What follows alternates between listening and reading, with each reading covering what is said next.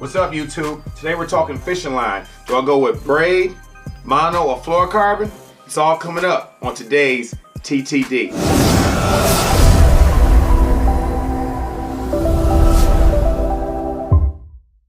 Hey folks, thanks for tuning in on today's topic where we're talking about fishing line. We all use it and we all need it, but when and where is the question of the day. So let's go right into our breakdown. Alright folks, let's talk mono. Let's talk about the pros of monofilament. I use monofilament exclusively when I am topwater fishing. So if I'm using a walking style bait, a prop style bait, or a popper style bait, I'm definitely going to have mono. A couple things that I like with the mono is it floats. That way I'm getting the maximum action out of the bait that I'm using at the time. Also, it has stretch to it. So when a fish does strike it, I'm able to set the hook very aggressively due to that stretch and really setting the hook home on that fish. Now, let's talk about some cons of mono. One, it does have memory. So due to it being in the spool, it will give you the opportunity from time to time to get backlashes and bird's nests. We don't like picking those out, so you have to be very strategic on how you use mono, and that's why I only use monofilament when I am top water fishing. Moving on, let's talk fluorocarbon. Fluorocarbon is the most versatile line in my line box. I have it from 6-pound test all the way up to 25-pound test. I can use it in finesse applications from shaky heading and power fishing applications from shallow running crankbaiting. It is so versatile, and the one attribute that I love about fluorocarbon is that it's practically invisible underwater. It refracts light well, and it also sinks. So if I'm throwing a deep diving crankbait that is 15-foot max depth range, I'm able to get 15.5 to 16 foot depth range with the fluorocarbon with a long cast, and because it sinks. Another good attribute of fluorocarbon is that it is highly sensitive. I'm able to feel every rock, pebble, grass patch, and even stump as I'm covering the bank throwing a shallow running crankbait. Once again, a good attribute, it has less stretch than mono. So when a fish does strike, I'm able to get a real good hard hook set. So fluorocarbon, the most versatile line in my line box.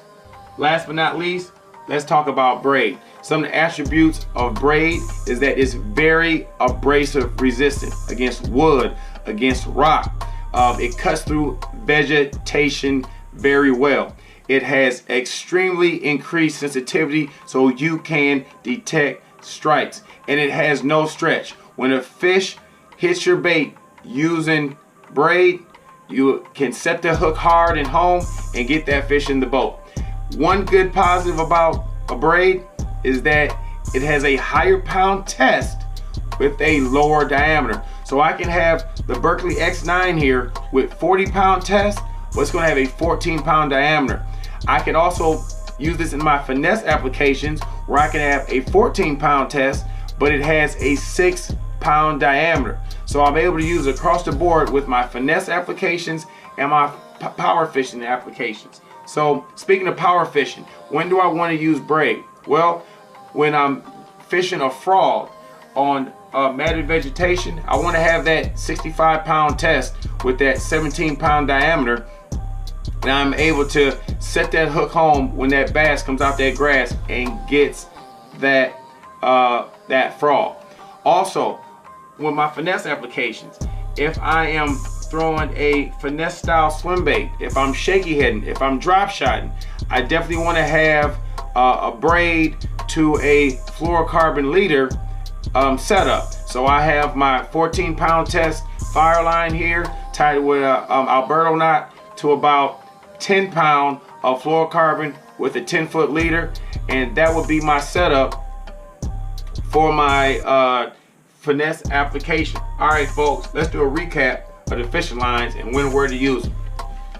I want to use monofilament when I'm fishing topwater baits to get the maximum action out of those baits. I want to use fluorocarbon when I'm fishing clear water so I can get those fish to react to the bait and not see the line. And I want to use braid in several applications. One, when I'm fishing heavy cover, so I can get that fish out of that grass or out of that wood and rock, or as well when I'm doing a braid to fluorocarbon application using the Alberto knot with my finesse fishing. There you have it, folks. That's today's TTD with line choices. Don't forget to follow me at dbanks fishing on Instagram, Devin Banks on Facebook, and subscribe to this channel with more tournament tips and how-tos. From Tips, Tech, and Discussion, I'm Devin Banks. Peace.